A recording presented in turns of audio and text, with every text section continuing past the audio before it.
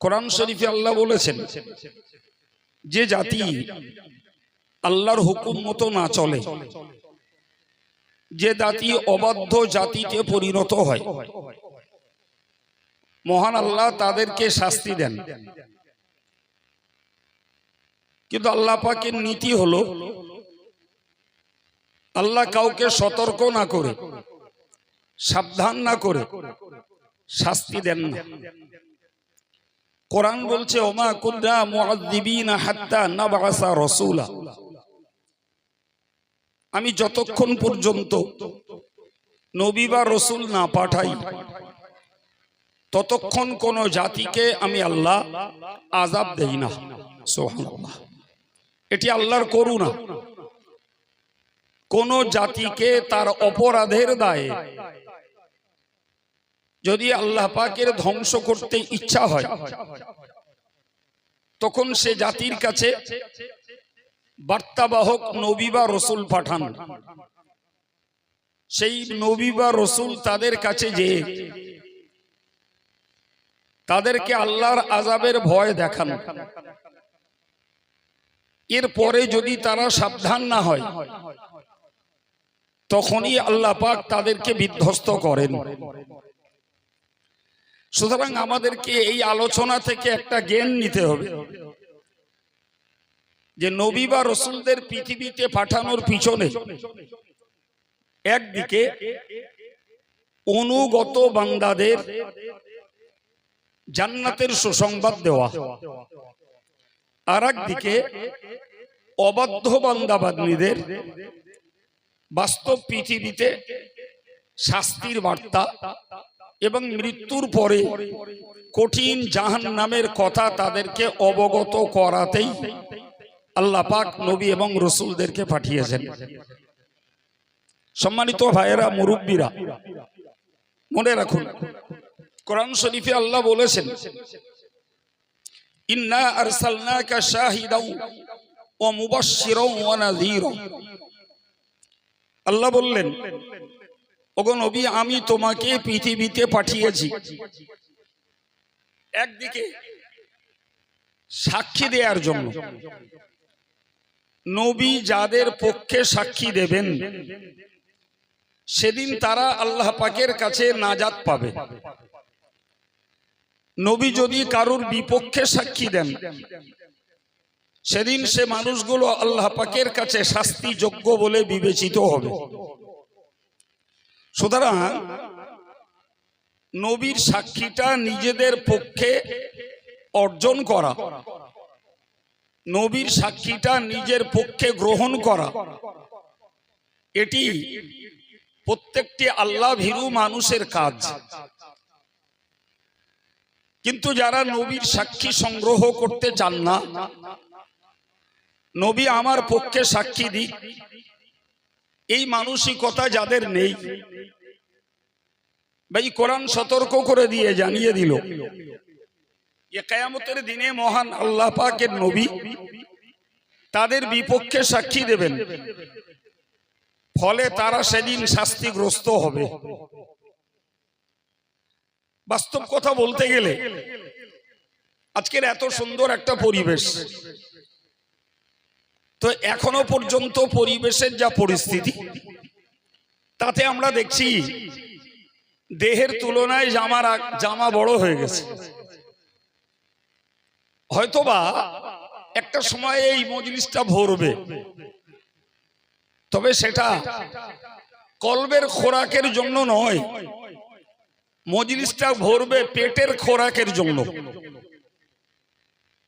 এই মজলিসটায় দুটো খাদ্য, একটা কলবের খাদ্য যেটা কোরআন সুন্নাহ মোতাবেক জ্ঞান চর্চা, এতে মানুষের হৃদয় ভরে, আর জাগতিক খাবার খেলে পেট ভরে।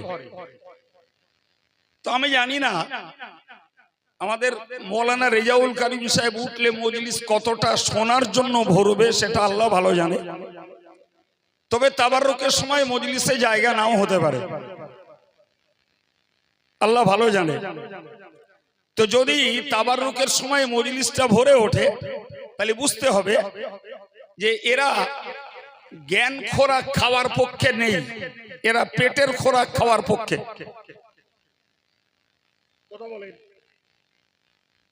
তাহলে এক্ষেত্রে আমাদেরকে একটা বিষয় ভাবতে হয় যে পৃথিবীর অন্য সম্প্রদায়ের মানুষ যারা, তারা নবীকে চেনে না, তারা কোরআনকে চেনে না, তারা আল্লাহকে চেনে না, কিন্তু একটা মুসলিম পরিবারের সদস্য, তাকে আল্লাহ চিনতে হবে। আর আল্লাহকে চিনতে গেলে নবীকে চিনতে হবে। নবীকে না চিনে কারো পক্ষে আল্লাহকে চেনা সম্ভব নয়। সম্মানিত ভাইরা আমার, তাহলে মুসলিম কমিউনিটির এখনো এত পরিমাণ সদস্য রয়েছে যারা আল্লাহ এবং রসুলকে চেনার ব্যাপারে অনেক উদাস, অমনোযোগী, অলসতা, এর প্রতি তাদের কোনো অন্তরের আকর্ষণ নেই।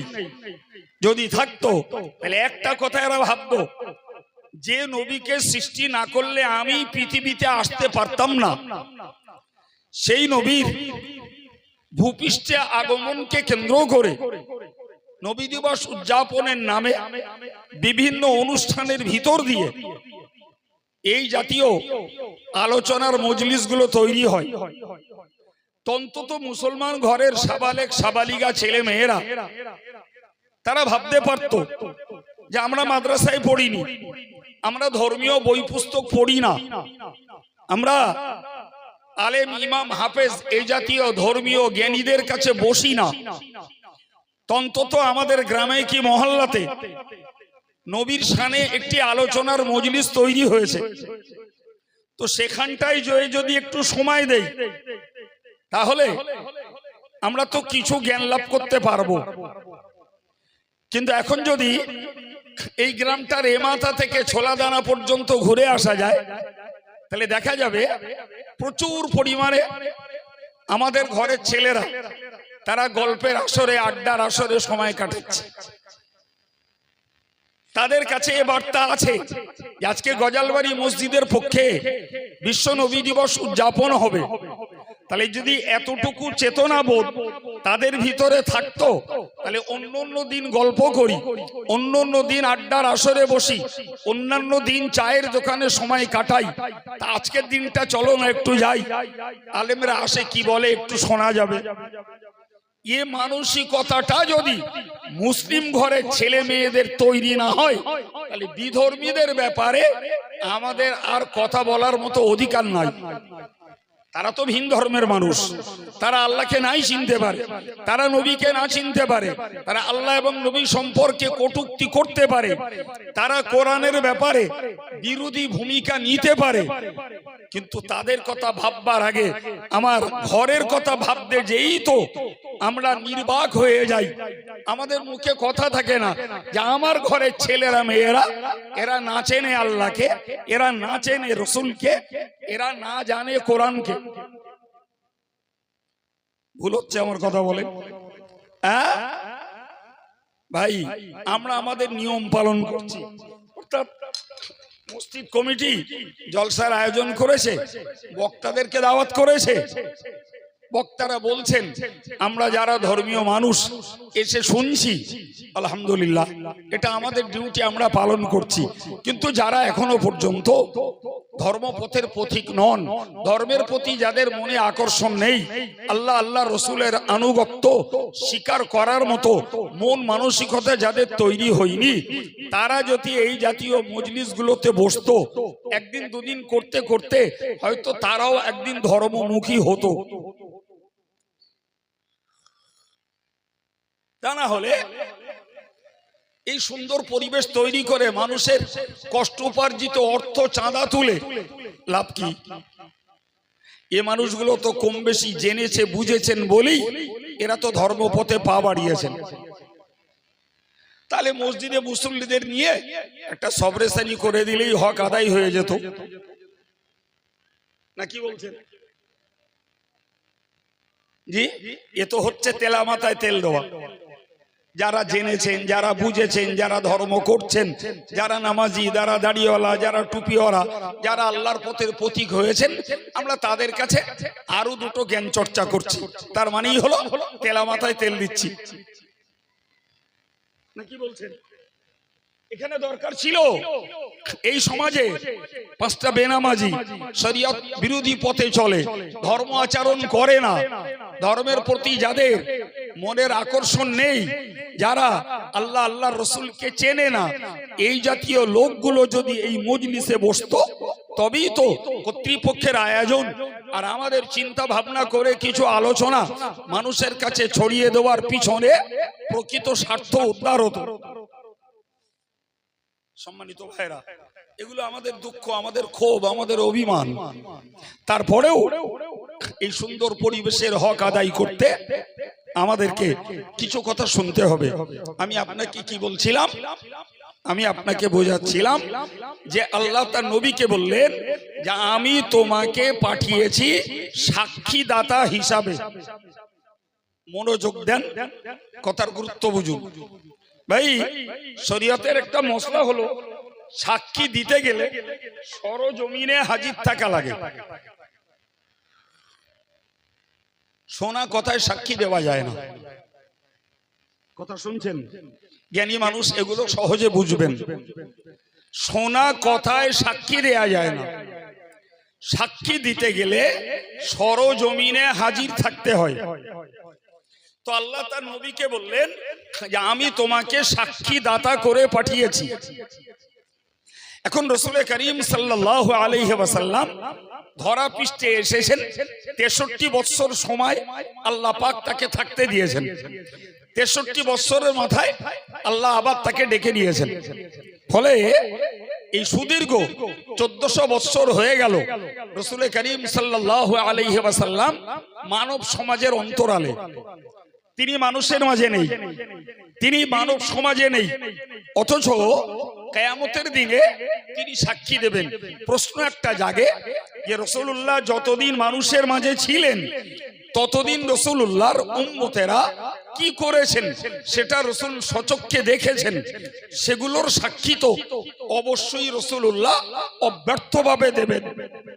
কিন্তু রসুল যখন পর্দা নিয়েছেন, রসুল যখন কবর জগতের মানুষ হয়েছেন, তিনি মানব সমাজে আর নেই, অথচ কিয়ামতের দিনে তাকে আল্লাহ সাক্ষী দাতা নির্বাচন করেছেন। তো আর অনুপস্থিতির পিরিয়ডে তিনি সাক্ষী কেমনে দেবেন? কথা বোঝাতে পারলাম কি? জি, বিখ্যাত মুফাসসির হযরত ইমাম কুরতুবী রাহমাতুল্লাহ আলাইহি তার কিতাবে এই কথাটির জবাবে লিখেছেন যে রাসূল করিম সাল্লাল্লাহু আলাইহি ওয়াসাল্লাম মাজার মুকদ্দাসে আছেন। প্রতি সোমবার এবং শুক্রবারের দিবসে উম্মতের আমালকে রাসূলুল্লাহর কাছে হাজির করানো হয়। সুবহানাল্লাহ বলে, ফেরেশতারা হাজির করান। ভাই, আমরা এখান থেকে দরুদ পড়ি আর সালাম পড়ি। হাদিস পাকে এসেছে ইন্না লিল্লাহি মালাইকাতান সাইয়্যাহিনা ফিল আরদ ইউবাল্লিগুনি আন উম্মতি আসসালাম। রাসূল বলেছেন আল্লাহ পাকের ভ্রাম্যমান ফেরেশতা রয়েছে। ভ্রাম্যমান মানে একদম গেও বাংলায় বলা যায় ঘুরঘুর করে বেড়ানো একদল ফেরেশতা আল্লাহ নির্বাচিত রেখেছেন। তাদের কাজ হলো গোটা দুনিয়া জুড়ে ঘোরা। ডিউটি কি? যেখানে রাতে দিনে আলো আধারে রাসূলুল্লাহর কোন উম্মত রাসূলের প্রতি দরুদ পড়েন অথবা রাসূলুল্লাহকে সালাম জ্ঞাপন করেন, এই দরুদ আর সালামকে ওই ফেরেশতারা নবী পাকের দরবারে পৌঁছে দেন। একটু মন খুলে বলেন ভাই, আমাদের এখানটায় এখন রাত, সৌদিতে সবে সন্ধ্যা হলো। ভাই, এখানে এখন রাত 9টা, আমেরিকায় এখন সকাল 9টা। কথা বুঝতে পারছেন কি? হ্যাঁ, তাহলে সারা পৃথিবীর টাইমটা একটা রোটেশন হয়।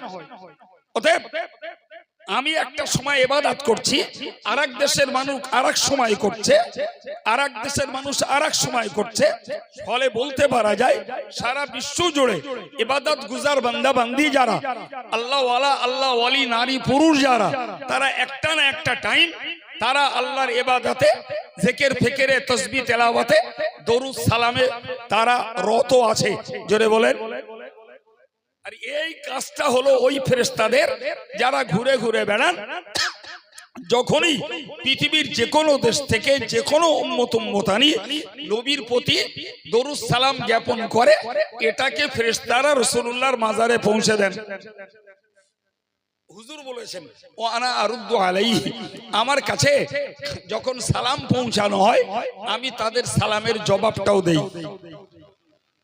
এখন বলেন, যে ফেরেশতারা আমাদের দরুদ সালামকে রাসূলুল্লাহর কাছে পৌঁছে দেন, সেই ফেরেশতাদের ডিউটি উম্মতের আমালগুলোকেও আল্লাহ পাকের রাসূলের দরবারে হাজির করানো হয়।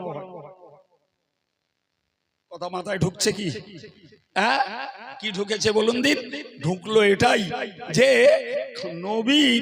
নবীর জন্য সরজমিনে হাজির না থেকেও,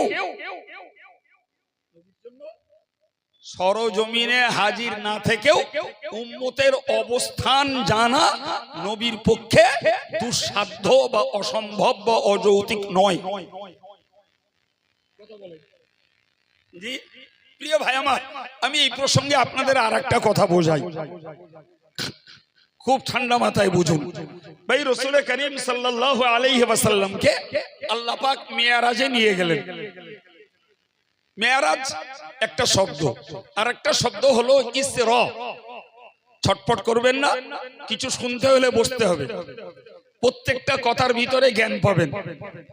আব্দুল কাইয়ুমের কাছে কাহিনী পাওয়া যাবে না, প্রতিটি কথায় জ্ঞান পাওয়া যাবে, শান্ত মনে বসতে হবে। ভাই মক্কা শরীফ থেকে বাইতুল মুকাদ্দাস পর্যন্ত এই যাওয়াটাকে কোরআনের পরিভাষায় বলা হয় ইসরা। বাংলা মানে হলো রাত্রিকালের ভ্রমণ। আর বাইতুল মুকাদ্দাস থেকে সপ্ত আকাশ ভ্রমণকে হাদিসের ভাষায় বলা হয় মেরাজ। তাহলে এক রাতের দুটো ঘটনার শব্দ কোরআন শরীফে বা হাদিস শরীফে এসছে, একটার নাম ইসরা আর একটার নাম মেরাজ।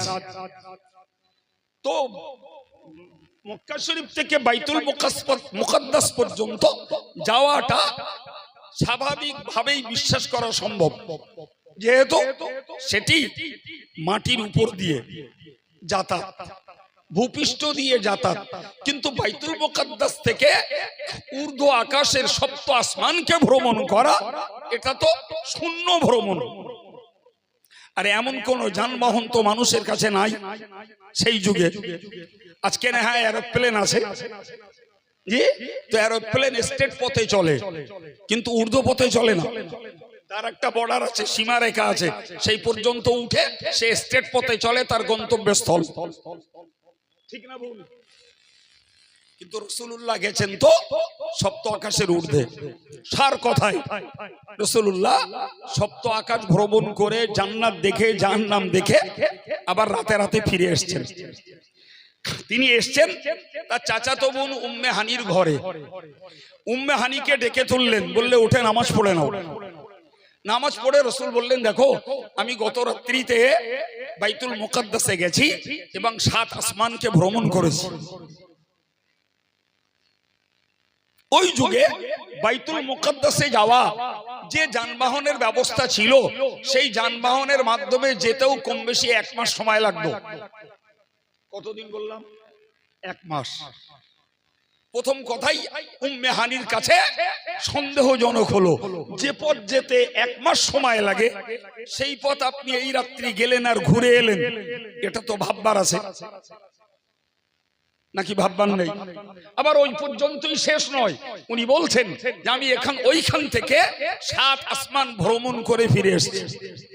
তাহলে এই কথাটি উম্মে হানির কাছে 100% অবিশ্বাস্য বলে মনে হচ্ছিল, কিন্তু রাসূলকে তিনি বিশ্বাস করে নিয়েছেন, ফলে তিনি কোনো সন্দেহ প্রকাশ করেননি। তবে একটা কথা বললেন, ইয়া রাসূলুল্লাহ আপনি আমাকে যা বলেছেন এই কথাটা আর কাউকে যেন বলবেন না। বিশেষত বিরোধী যারা, তাদের কাছে কথা বললে তারা এটাকে সর্বে মিথ্যা বলে গণ্য করবে, আপনার প্রতি তারা অনাস্থা আনবে, আপনাকে তারা অবিশ্বাস করবে, আপনি আদার্স কাউকে বলবেন না। এ থেকে বুঝতে পারা যায় উম্মে হানির মন না মেনে নিলেও রাসূল বলেছেন এই নীতিতে বিশ্বাস করেছেন, কিন্তু অন্যের কাছে বলতে মানা করছেন কেন? অন্যের কাছে বলতে মানা করছেন, আমি বিশ্বাস করলে ওরা বলো বিশ্বাস। রাসূল বললেন আমি চোখে যা দেখেছি তার লোককে বলবই। সুবহানাল্লাহ।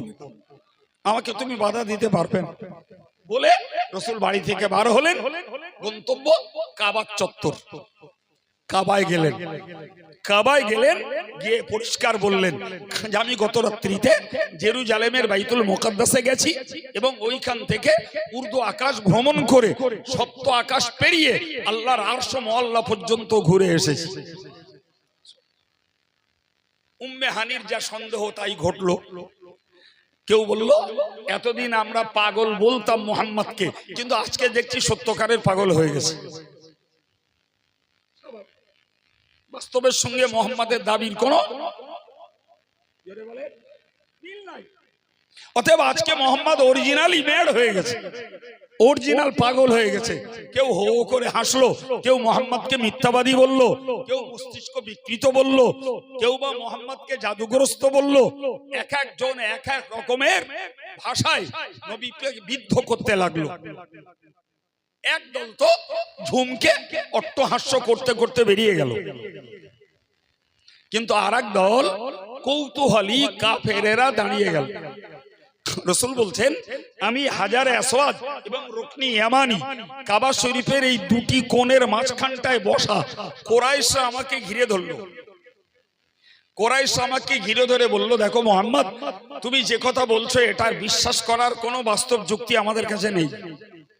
বিশেষ করে উর্দু আকাশে তুমি গেছো, এটাকে কোনো অবস্থাতেই আমরা মেনে নিতে পারি না। কিন্তু বাইতুল মুকাদ্দাসে যাওয়া সম্ভব, কিন্তু এত অল্প সময়ে কেমনে সম্ভব? কোন সমতল রাস্তা নেই, হয় পাহাড় না হলে পাহাড়ি টিলা, বন্ধুর রাস্তা, যাকে বাংলায় বলে উঁচু নিচু।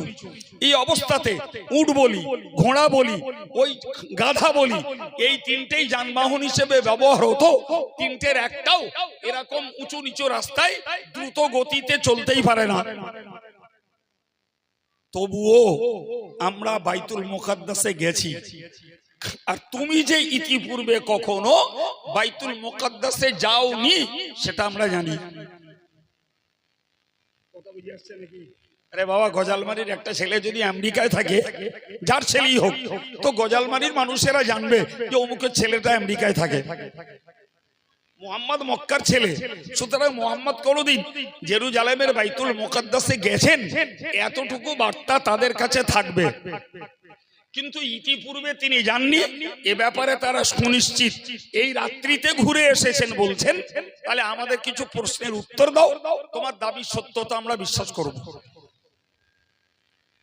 রাসূল পাক বললেন আমি যখন তাদের ঘেরা টোপের মাঝে বসা, তারা আমাকে জিজ্ঞেস করলো বাইতুল মুকাদ্দাসের অবস্থানটা বলো, তার চারিপাশের চিত্রটা বলো, বাইতুল মুকাদ্দাসের সিঁড়ির ধাপ কটা বলো, বাইতুল মুকাদ্দাসের দেখতে কেমন এটা বলো।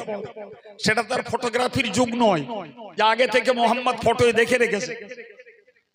কথা বুঝতে পারেননি? সুতরাং এমন কিছু প্রশ্ন রাসূলুল্লাহকে থ্রো করা হলো যেগুলি ভালো করে পর্যবেক্ষণ না করলে ওই উত্তরগুলো দেয়া নবীর পক্ষে সম্ভব নয়। আল্লাহ পাকের হাবিব পরবর্তীকালে বলেছেন, মক্কার কাফেররা যখন, মুশরিকরা যখন বাইতুল মুকাদ্দাসের ব্যাপারে আমাকে প্রশ্ন করছিল, ওটি ছিল আমার কাছে সর্বাপেক্ষা একটা কঠিন মুহূর্ত। কারণ রাসূল করিম সাল্লাল্লাহু আলাইহি ওয়াসাল্লাম মেরাজে গেছেন 51 হিজরিতে, 51 খ্রিস্টাব্দে। রাসূলুল্লাহ 51 বছর বয়সে মেরাজে গেছেন। তার মানে এর আগে 11 বছর ধরে নবী দ্বীন প্রচার করছেন। এই কথা বোঝা গেল কি? 41 বছর বয়স থেকে দ্বীন প্রচার শুরু করেছেন। তখন আল্লাহকে এক বলেছেন, জান্নাতের কথা বলেছেন, জাহান্নামের কথা বলেছেন, কবরের আযাবের কথা বলেছেন। আজকে যদি এই বাইতুল মুকাদ্দাসে গেছি এই কথাটার সত্যতা প্রমাণ না হয়, তাহলে এরা এক কথাই বলবে এই 11 বছর ধরে মুহাম্মদ যা বলেছে সব মিথ্যা। কি বুঝলেন? তাহলে একটা কথার সত্যতার ভিত্তিতে 11 বছরের প্রচার সত্য বলে গণ্য হবে আশা করা যায়। আর একটা কথা মিথ্যা প্রমাণ হলে 11 বছরের প্রচার ব্যর্থ হবে। এ বাবা, কথা বোঝা গেছে? আল্লাহ পাকের নবী বলছেন, ওরা যখন আমাকে প্রশ্ন করলো, জি আল্লাহ ফাতাজাল্লাল্লাহু লি বাইতুল মাকদাস, আল্লাহ পাক আমার সামনে থেকে বাইতুল মুকাদ্দাস পর্যন্ত দীর্ঘ 1 মাসের রাস্তার সমস্ত বাধা পর্দা আল্লাহ সব দূর করে দিলেন। আমি কাবা শরীফের চত্বরে বসে বসে নিজে চোখে দেখে গুনে গুনে গুনে গুনে ওদের প্রশ্নগুলোর যথার্থ উত্তর দিয়ে দিলাম। কি বুঝলেন? এটি আল্লাহর কুদরতে নবীর মুজিজা স্বরূপ সম্ভব। আমি কেন এই গল্প আপনার কাছে তুলে ধরলাম? জি এবার একটুখানি বলিনি ভাই, আমরা পৃথিবীতে আছি, নবী আমাদের মাঝে নেই। নবী আমাদের মাঝে নেই, আমরা পৃথিবীতে আছি। আচ্ছা, যে আল্লাহ তার নবীকে মক্কায় বসে জেরুজালেমের বাইতুল মুকাদ্দাসের পূর্ণ চিত্র দেখাতে পারেন, সে আল্লাহ তার নবীকে মাজার মুকাদ্দাসে রেখে দিয়ে উম্মতের আমালের চিত্রকে দেখাতে পারেন না? পারেন না? প্রিয় ভাই, মক্কার কাফেররা তারা যখন সন্তোষজনক উত্তর পেল, অনেকেরই পক্ষে ইসলাম কবুল করাটা তাদের জন্য সহজ হয়ে গেল। এবং এতদিন পর্যন্ত 11 বছর ব্যাপী মুহাম্মদ যা কিছু প্রচার করেছেন সেগুলি সত্যতার ব্যাপারে তারা সুনিশ্চিত হলো যে মুহাম্মদ যখন এতদিন বলে এসেছে যে কথাগুলি, সেগুলিও সত্য বলে বোধ হচ্ছে। আমি কি বোঝাতে এত কথা আপনাদের শোনালাম? কোরআনের ওই শব্দটাই আল্লাহ নবীকে বলেছেন, আমি তোমাকে পাঠিয়েছি সাক্ষী দাতা হিসাবে।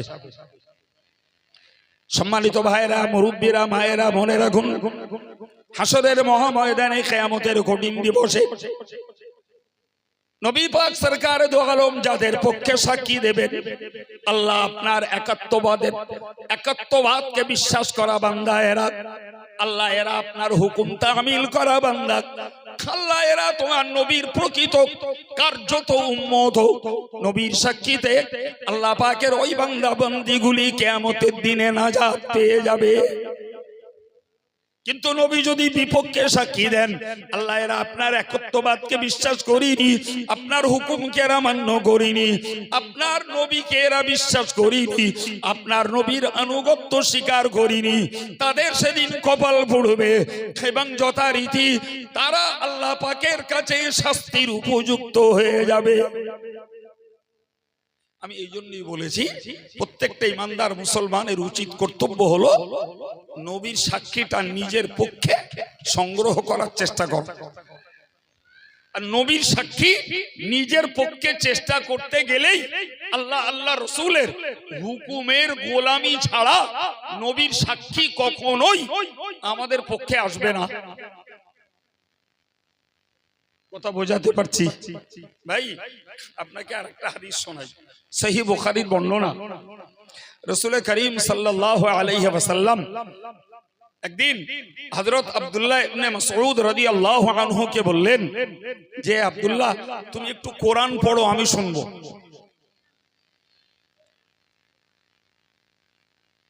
কি পড়তে? কোরআন পড়তে বললেন, শুনবেন। তো হযরত আব্দুল্লাহ ইবনে মাসউদ বললেন, ইয়া রাসূলুল্লাহ, যে কোরআন আপনার কাছে নাজিল হয়েছে আর সেই কোরআন আমি পড়ে আপনাকে শোনাবো, এটা কেমন লাগছে? রাসূল বললেন, আব্দুল্লাহ তোমার পড়া শুনতে আমার খুব ভালো লাগে। সুবহানাল্লাহ। কিছু বুঝে আসছে? জি, হযরত আব্দুল্লাহ ইবনে মাসউদ রাদিয়াল্লাহু আনহু তিনি কোরআন শরীফের সূরা নিসা তেলাওয়াত করতে শুরু করলেন। তো সূরা নিসা তেলাওয়াত করতে করতে 6 রুকুর মতো পড়েছেন। তো ওইখানটা একটা আয়াত রয়েছে, ফাকাইফা ইযা জিনা মিন কুল্লি উম্মাতিন বিশাহীদিন ওয়া জিনা বিকা আলা হাউলাই শাহীদা। আয়াতটির মানে হলো ফাকাইফা ইযা জিনা মিন কুল্লি উম্মাতিন বিশাহীদ, সেদিন উপায় কি হবে যেদিন আমি প্রত্যেকটা উম্মতের পক্ষে সাক্ষী সংগ্রহ করব। কে করবেন? জোরে বলে, অজ মন দেন। প্রত্যেকটা উম্মতের কাছ থেকে সাক্ষী সংগ্রহ করবেন আল্লাহ। কে সংগ্রহ করবেন? আল্লাহ। আর নবীরা সাক্ষী দেবেন তাদের উম্মতের পক্ষে অথবা বিপক্ষে, আর সাক্ষী কালেক্ট করবেন। এর পরের অংশ বললেন ওয়াজিনা বিকা আলা হাউলাই শাহীদা, হে মুহাম্মদ সাল্লাল্লাহু আলাইহি ওয়াসাল্লাম, আমি আল্লাহ তোমাকে এদের সকলের উপরে সাক্ষী হিসাবে গ্রহণ করব। এদের মানে কাদের? মুফাসসিররা তার ব্যাখ্যায় বলেছেন দুটো ব্যাখ্যা। একটা হলো যে মক্কাতে যারা বসবাস করে, কাফের, মুশরিক, ইহুদি, খ্রিস্টান, অগ্নি উপাসক, তারকা পূজক, যত ধর্মের লোক বাস করে, এদের ব্যাপারেও সাক্ষী আল্লাহ নবীর কাছ থেকে নেবেন। আর একটা তাফসীর হলো কিয়ামত পর্যন্ত আমার নবীর পর থেকে যত উম্মত পৃথিবীতে আসবে, এদের ব্যাপারেও আল্লাহ পাক আমার নবীর কাছ থেকে সাক্ষী নেবেন। হযরত আব্দুল্লাহ ইবনে মাসউদ বলছেন, আমি রাসূলুল্লাহর দিকে তাকিয়ে দেখি রাসূলের দুই চোখ দিয়ে পানি পড়ছে। আমি পড়া বন্ধ করলাম, আমি পড়া বন্ধ করে দিলাম। রাসূলের কান্নার কারণ কি? রাসূল কাঁদছেন কেন?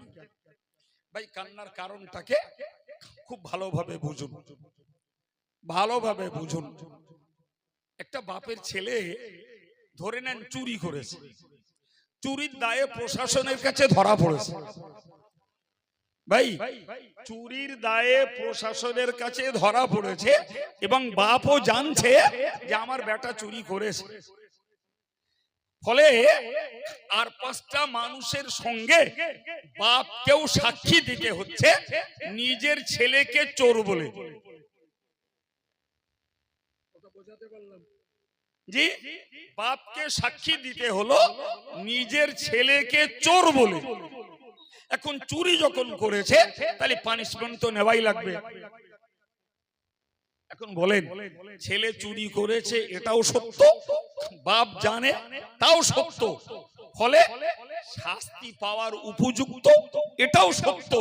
এরপরেও বলবেন বাপের ছেলেটা যখন চুরির দায়ে মার খাবে, বাপের অন্তরে দুঃখ, ব্যথা, আঘাত লাগবে না? লাগবে না?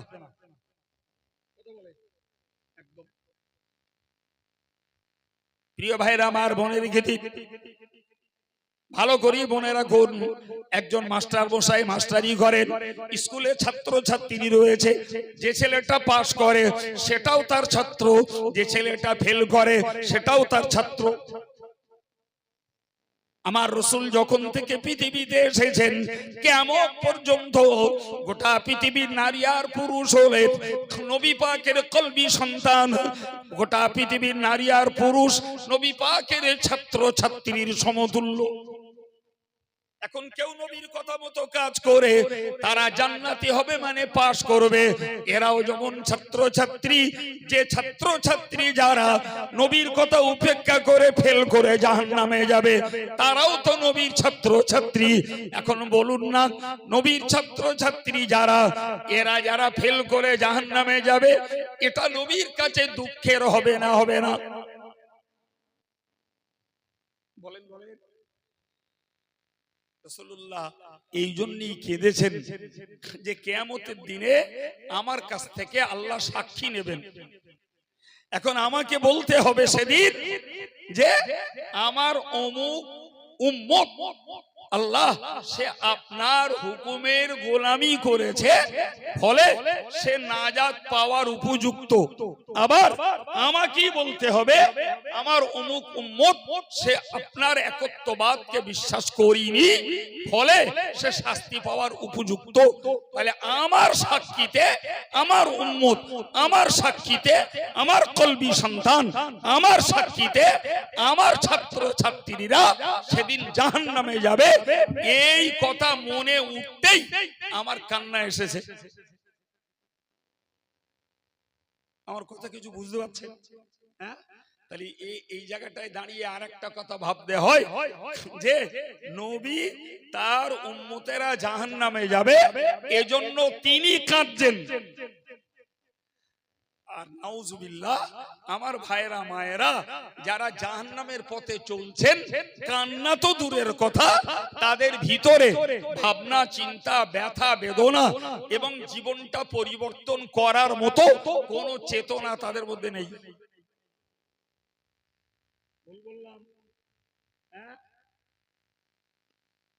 আল্লাহ পাক তার নবীকে বললেন, নবী তোমাকে পাঠিয়েছি সাক্ষী দাতা হিসাবে।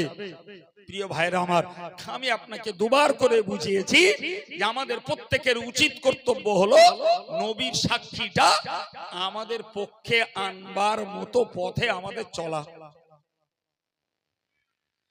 এবার বলি, কোরআন শরীফে মহান আল্লাহ জানিয়েছেন, ও মুবাশশিরা ওয়া নাযীরা, ও আমার নবী তুমি মনে রাখো আমি তোমাকে পাঠিয়েছি, একদিকে তুমি তোমার মান্যওয়ালাদের জন্য তুমি সুসংবাদ দান করবে, তোমায় যারা মান্য করে চলবে তাদেরকে তুমি সুসংবাদ দেবে, অপরদিকে বললেন ওয়া নাযীরান, তোমাকে যারা অগ্রাহ্য করে চলবে তুমি তাদেরকে জাহান্নামের ভয় দেখিয়ে দেবে।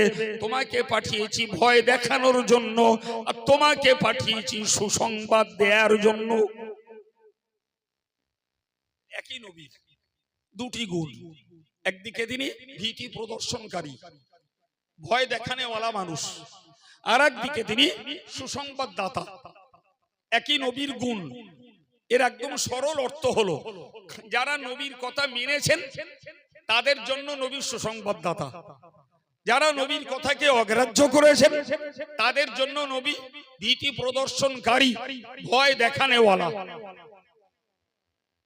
এখন আমাদেরকে ভাবতে হবে, ভাই নবী দিবস উদযাপন মানে নবীর নূরের কাহিনী শুধু শোনা নয়, নবীর মায়ের গর্ভে থাকাকালীন অলৌকিকত্বের ঘটনাগুলি শোনা নয়, নবীর জন্মকেন্দ্রিক অলৌকিক ঘটনাগুলি শোনা নয়, নবীর শৈশব এবং কৈশোর কালের জীবনী শোনাই শুধু নবী দিবস উদযাপনের মৌলিক স্বার্থ নয়।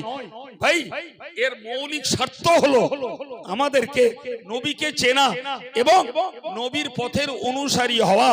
ওই নবীর দৌলতে পৃথিবীতে আমরা শান্তিতে জীবনযাপন করব, মৃত্যুর পরে ওই নবীর গোলামির ওসিলায় আমরা জাহান্নাম থেকে নাজাত পাবো। এই মানসিকতা তৈরি করাই তো প্রকৃতপক্ষে নবী দিবস উদযাপনের মূল স্বার্থ। তাহলে পেলেন মজার মজার গল্প আছে নবীর জীবনের, মজার মজার অলৌকিকত্ব আছে, সেগুলো বলে দিলাম, আপনি আমি সুবহানাল্লাহ বলে বাড়ি চলে গেলাম।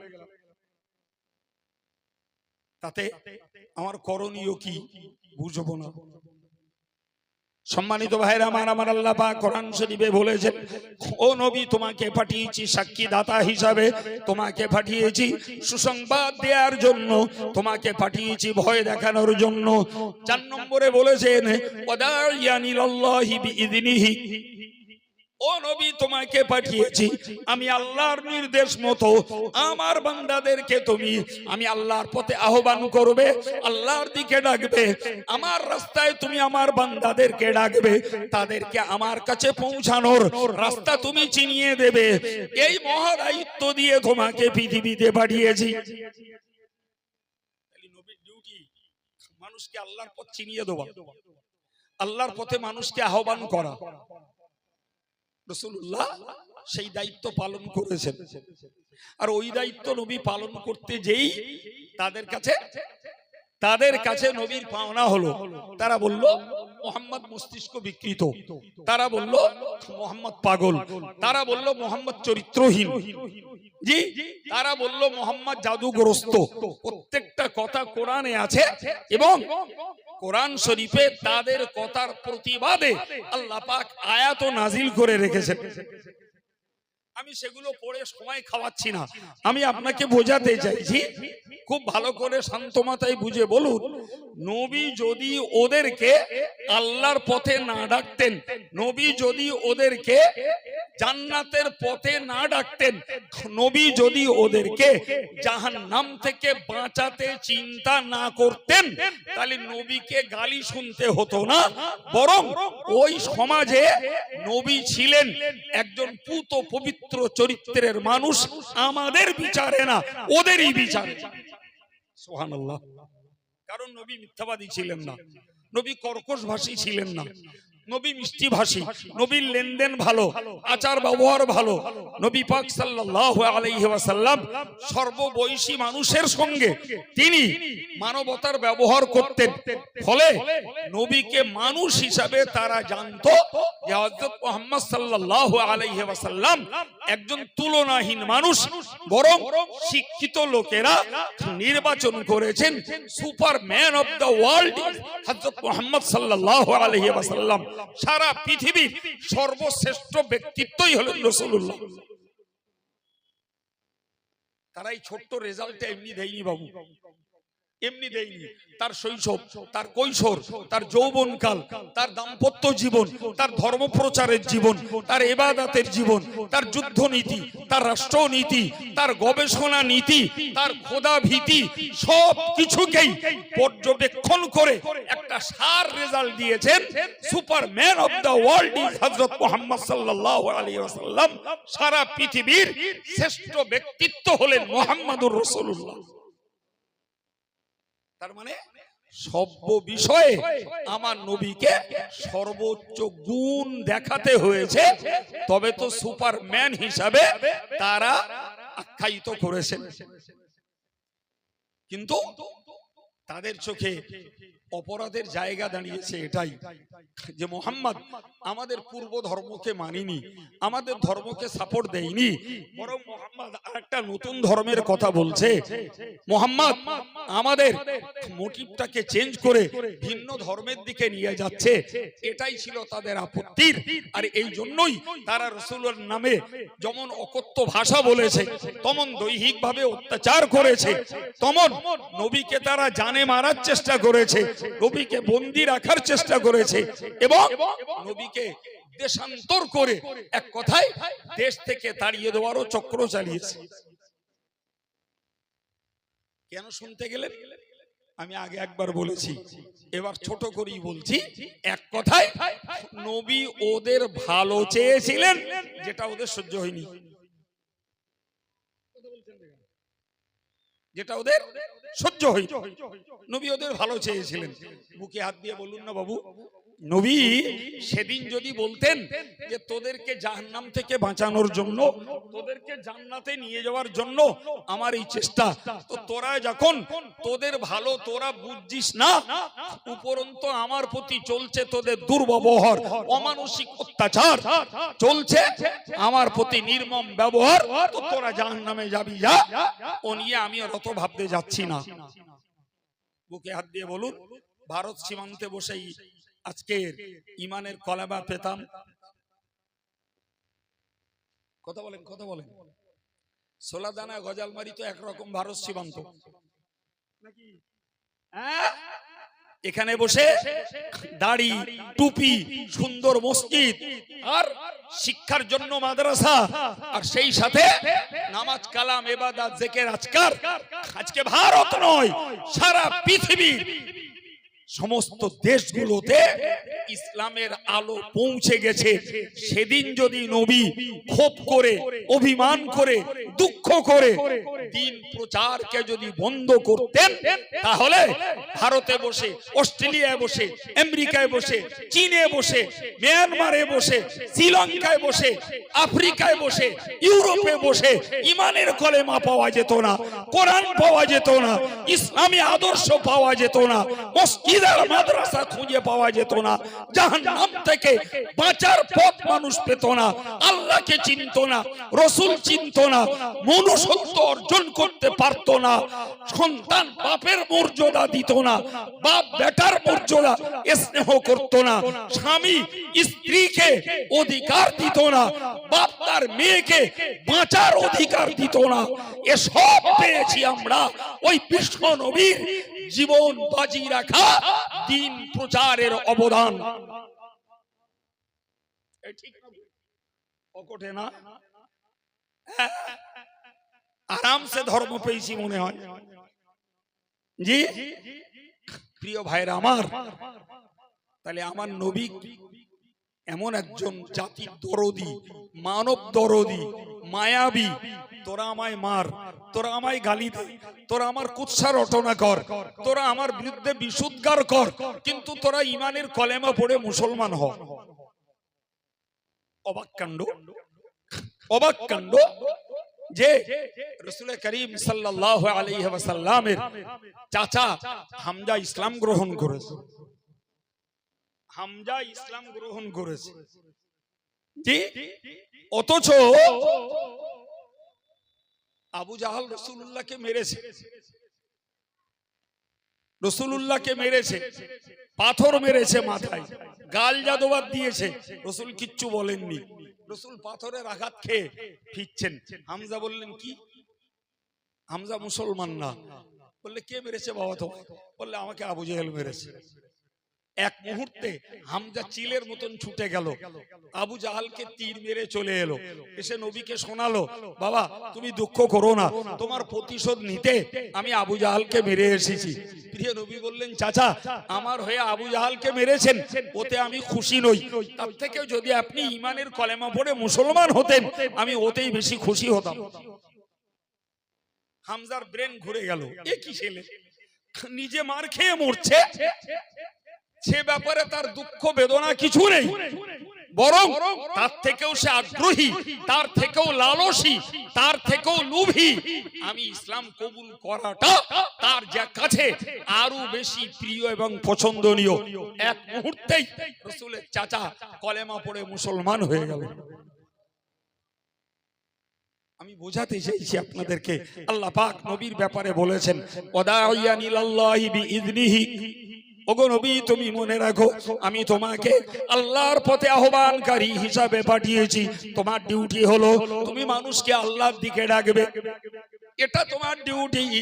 বিশ্বাস করুন ভাই আমার, 1400 বছর পূর্বে নবী যখন আল্লাহর বান্দাদেরকে আল্লাহর পথে ডেকেছেন, যথারীতি দেখতে পাওয়া গেছে নবী পাকের পাওনা হয়েছে অকথা কুকথা, মার, অসম্মান, লাঞ্ছনার, গঞ্জনার, বঞ্চনা।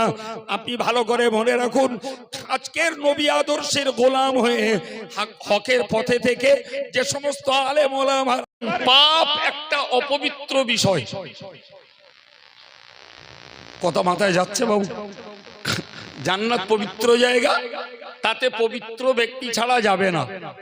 পাপ একটা অপবিত্র বিষয়, সুতরাং পাপিষ্টের জন্য জান্নাত নয়। থিওরি মনে থাকবে। এখন রাস্তা দুটো, একটা হলো নফসের তাড়নায়, শয়তানের প্ররোচনায়, দুনিয়ার মায়া জালে জড়িয়ে পড়ে আমি পাপ করে ফেলেছি। রাস্তা আমার দুটো, হয় আমাকে তওবা করে মরতে হবে, তওবার বিনিময়ে পাপ মোচন হবে, আমি জান্নাতি বলে বিবেচিত হব। যদি আমি তওবা করে পাপ মোচন করে না মরতে পারি, তাহলে আমাকে জাহান্নামে যাওয়া লাগবে। কেন? একদম সহজ সরল কথা, যে আমরা জানি সোনার খাঁজ যদি বার করতে হয় তাহলে তাকে আগুনে পোড়ানো লাগবে, না কি বলছেন? আগুনে পোড়ালে খাঁজ বেরিয়ে যাবে, খাঁটি সোনা পাওয়া যাবে। তুমি পাপের খাঁজ তৈরি করেছো, তওবা করে মরনি, তোমাকে জাহান্নামে যাওয়া লাগবে। জাহান্নামে তোমার পাপ অনুপাতে তুমি জ্বলবে, এরপর তোমার খাঁট বেরিয়ে গিয়ে খাঁটি হবে, তোমাকে আল্লাহ তুলে জান্নাত দান করবেন অন কন্ডিশন। শর্ত হলো একটাই, যে তোমাকে পাপিষ্ট হওয়ার পরেও ঈমান নিয়ে মরা লাগবে।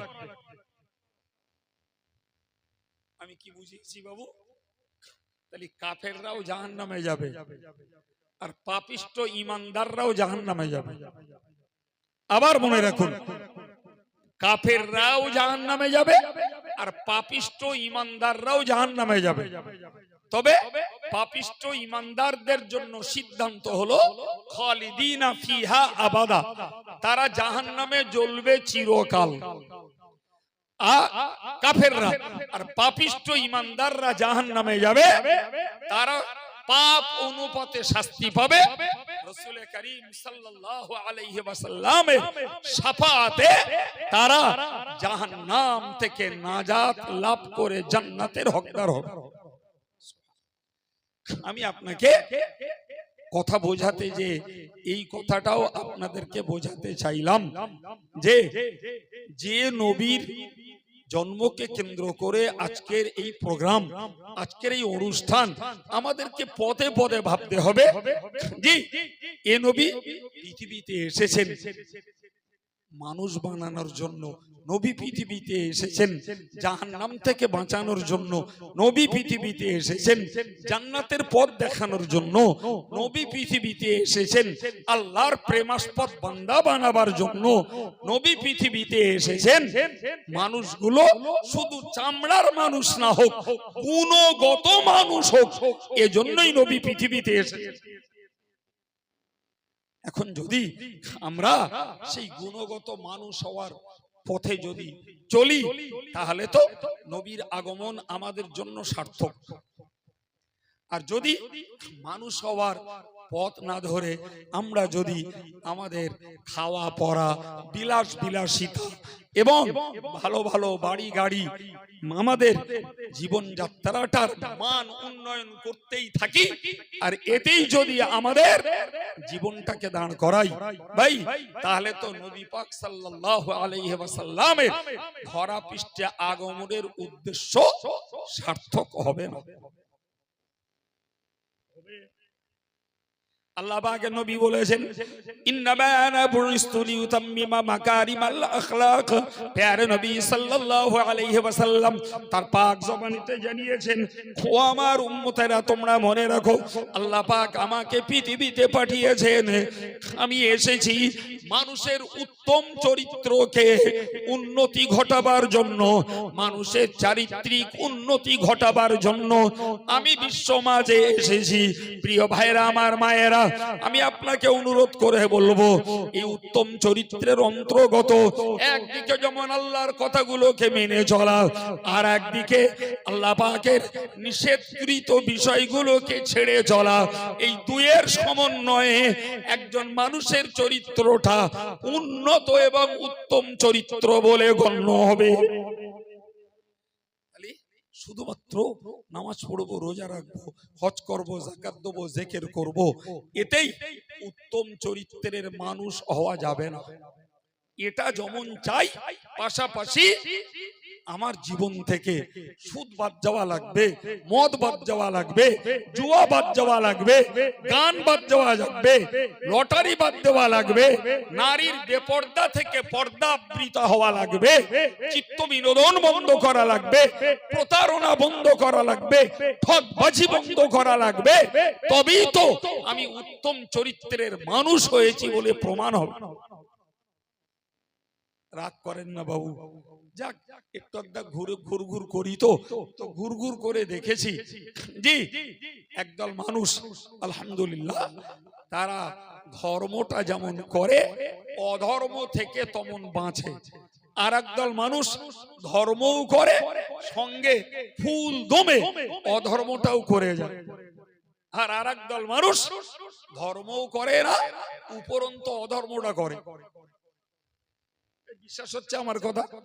জি এখন ভাই বলুন, যদি রাসূলুল্লাহর এই কথাকে বিশ্বাস করি, রাসূল বললেন যে আমি পৃথিবীতে এসেছি মানুষের চরিত্রের উন্নতি ঘটাবার জন্য, রাগ করেন না বাবু জি।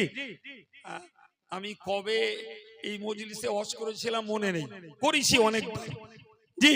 তবু একটা কথা আজকের বলে ফেলছি বাবা, একটু ভালো করে খেয়াল করে বলুন যে উত্তম চরিত্র যদি আদেশটাকে পালন করা আর নিষেধটাকে বর্জন করার মানেই যদি হয় উত্তম চরিত্র, তাহলে আমাকে মনে রাখতে হবে বাবু ভাই 1400 বছর আগে নবী এসেছিলেন, নবী এসে ওই সমাজটাই দেখেছিলেন শিরক চলে, সুদ চলে, মদ চলে, নারী নির্যাতন চলে, কন্যা সন্তানকে হত্যা করা চলে, ওই সমাজে মারামারি চলে, যুদ্ধ চলে, এই সবগুলো নবী পাক একদম হাড়ে হাড়ে টের পেয়েছেন। ঠিক না ভুল? রাসূলুল্লাহর ইসলাম প্রচারের কাল মাত্র 23 বছর, তা 13 বছর মক্কায়, 10 বছর মদিনায়। এই 13 প্লাস 10 23 বছরের রাসূলুল্লাহর জীবন বাজি রাখা সাধনার বরকতে আলহামদুলিল্লাহ গোটা আরব সাম্রাজ্য থেকে এই সমস্ত রকমের চরিত্রহীনতার সব কাজগুলো দূর হয়ে একটি সুশীল শান্তির সমাজ মক্কাবাসীরা উপহার পেয়েছে, মদিনাবাসীরা উপহার পেয়েছে। জোরে বলেন ঠিক না বউ? ভাই আজকে 1400 বছরের আমরা পূর্ণ মুসলমান গোষ্ঠী, আমরা নতুন না, আমরা পুরাতন গোষ্ঠী। বুকে হাত দিয়ে ভাববার জন্য দায়িত্ব রইল, আমার উপরে ক্ষোভ করবেন না, আমি ইতিহাসের আলোয় কথা বলছি।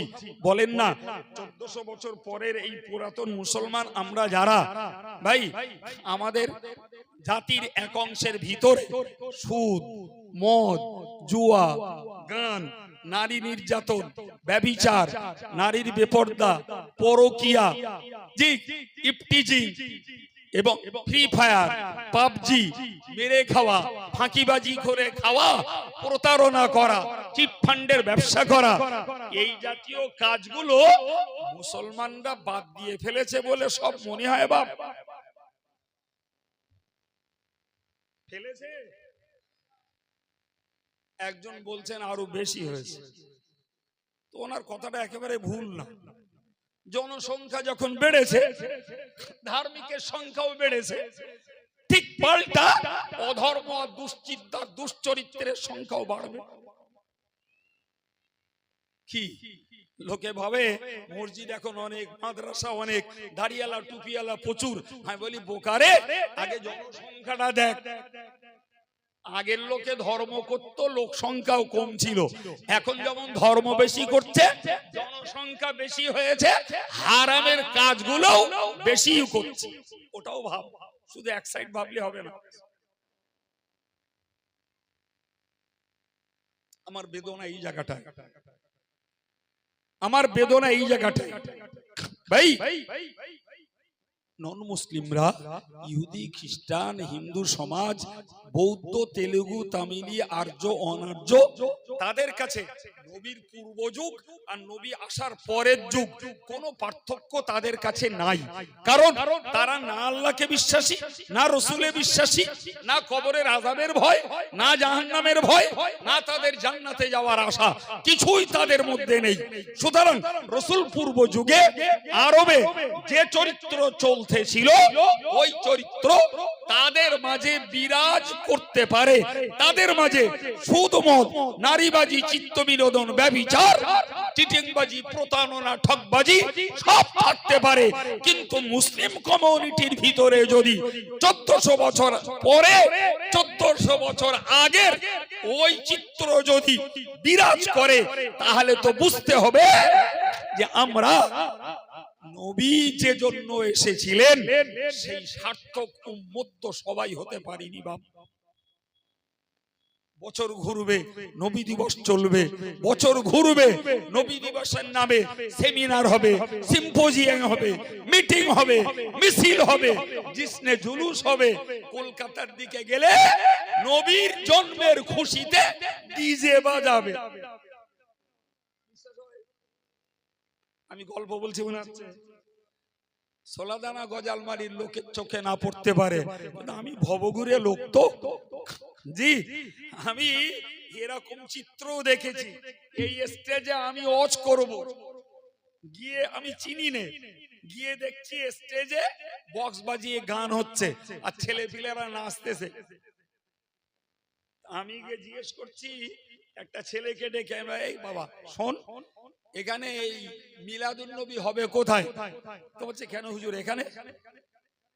সর্বনাশ, কাদের দাওয়াত নিলুম আর কোথায় এলুম? আমি বলি এখানে মানে? আরে বক্তা কে রে?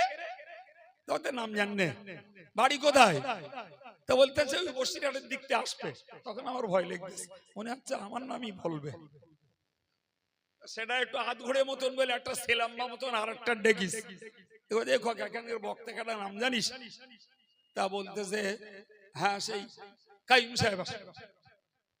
আল্লাহ, গজব আমার উপরে হয় কিনা এবার সন্দেহ হচ্ছে। তা আমি স্টেজে না উঠে রাস্তার ধারে দাঁড়িয়ে রয়েছি, যুবক ছেলেগুলোর সঙ্গে, ভাই তোমাদের এখানটায় সভা? তা বলছে হ্যাঁ। তা বলি তোমরা এই ডিজে বাজাচ্ছ আর তোমাদের ছেলে পিলেরা নাচতেছে আর এখানে নবী দিবস করবা?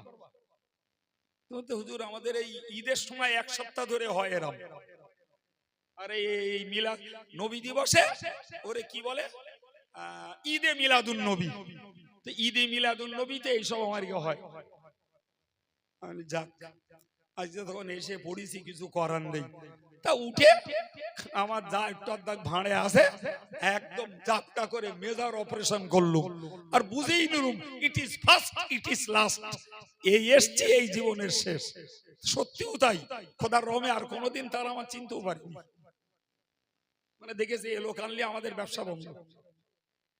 নবীর জন্মের খুশিতে ডিজে বাজাচ্ছে মুসলমানের ছাবালেরা, মিছিলের চোটে জি, আর তাকবীর ধ্বনি স্লোগানের ফোয়ারায় নবী যেন ভেসে যাচ্ছে।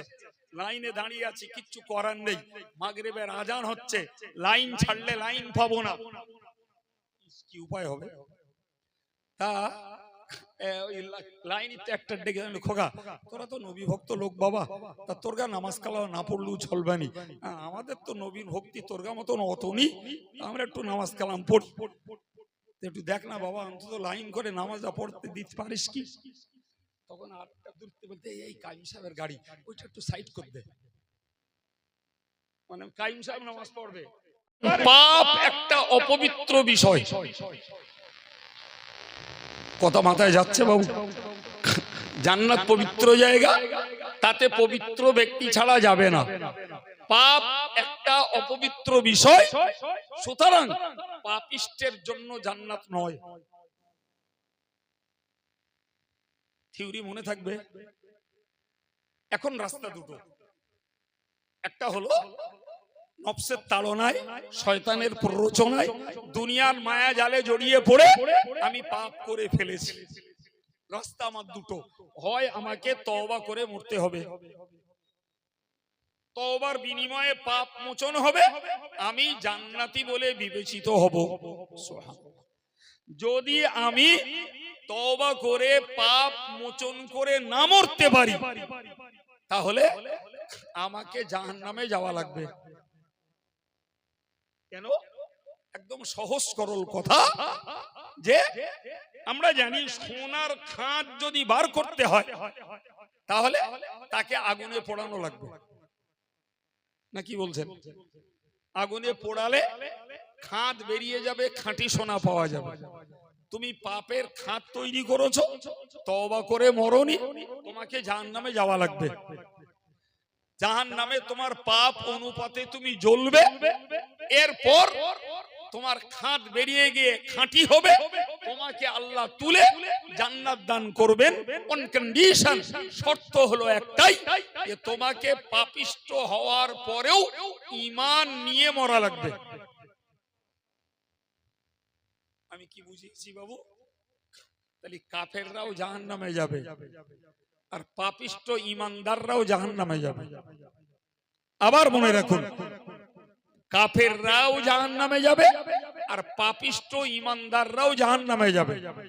তবে পাপিষ্ট ঈমানদারদের জন্য সিদ্ধান্ত হলো খালিদিনা ফিহা আবাদা, তারা জাহান্নামে জ্বলবে চিরকাল। কাফেররা আর পাপিষ্ঠ ঈমানদাররা জাহান্নামে যাবে, তারা পাপ অনুপাতে শাস্তি পাবে।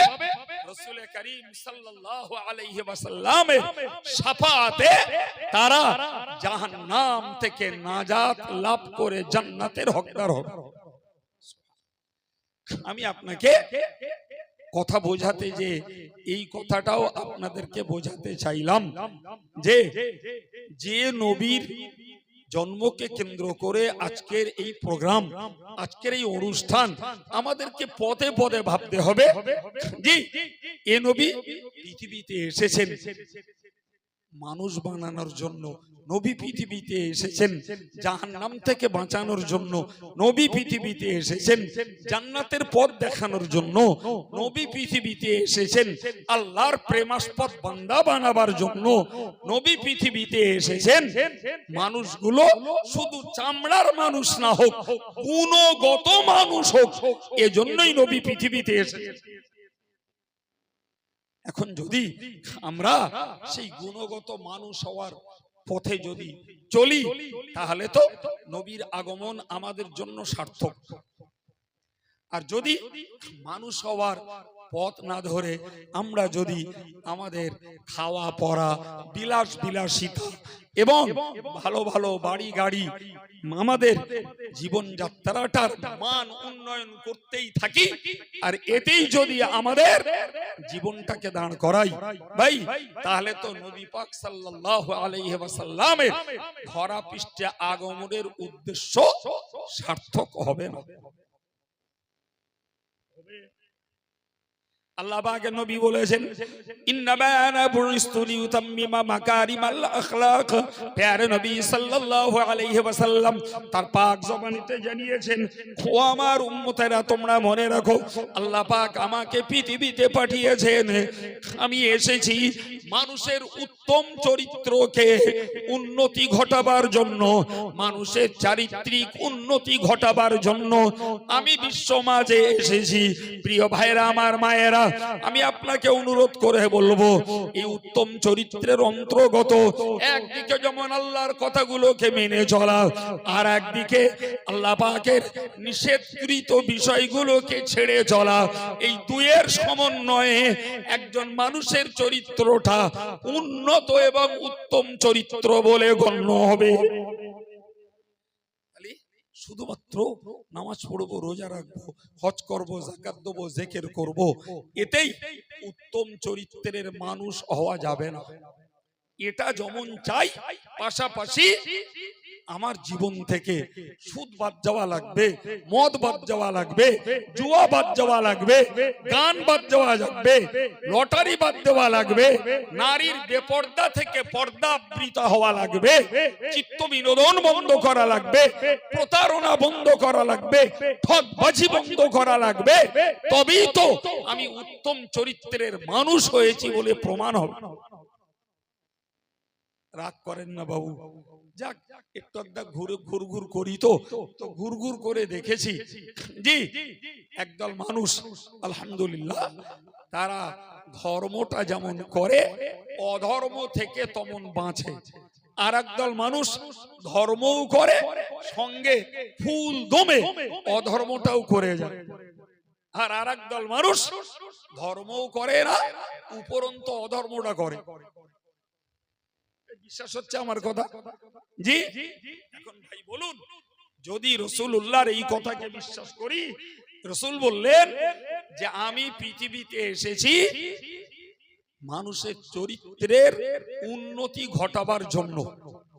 রাগ করেন না বাবু জি, আমি কবে এই মজলিসে ওয়াজ করেছিলাম মনে নেই, করেছি অনেকবার জি, তবু একটা কথা আজকের বলে ফেলছি বাবা, একটু ভালো করে খেয়াল করে বলুন যে উত্তম চরিত্র যদি আদেশটাকে পালন করা আর নিষেধটাকে বর্জন করার মানেই যদি হয় উত্তম চরিত্র, তাহলে আমাকে মনে রাখতে হবে বাবু ভাই 1400 বছর আগে নবী এসেছিলেন, নবী এসে ওই সমাজটাই দেখেছিলেন শিরক চলে, সুদ চলে, মদ চলে, নারী নির্যাতন চলে, কন্যা সন্তানকে হত্যা করা চলে, ওই সমাজে মারামারি চলে, যুদ্ধ চলে।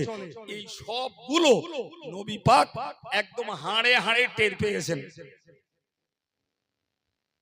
ঠিক না ভুল? রাসূলুল্লাহর ইসলাম প্রচারের কাল মাত্র 23 বছর, তার 13 বছর মক্কায়, 10 বছর মদিনায়। এই 13 প্লাস 10 23 বছরের রাসূলুল্লাহর জীবন বাজি রাখা সাধনার বরকতে আলহামদুলিল্লাহ গোটা আরব সাম্রাজ্য থেকে এই সমস্ত রকমের চরিত্রহীনতার সব কাজগুলো দূর হয়ে একটি সুশীল শান্তির সমাজ মক্কাবাসীরা উপহার পেয়েছে, মদিনাবাসীরা উপহার পেয়েছে। জোরে বলে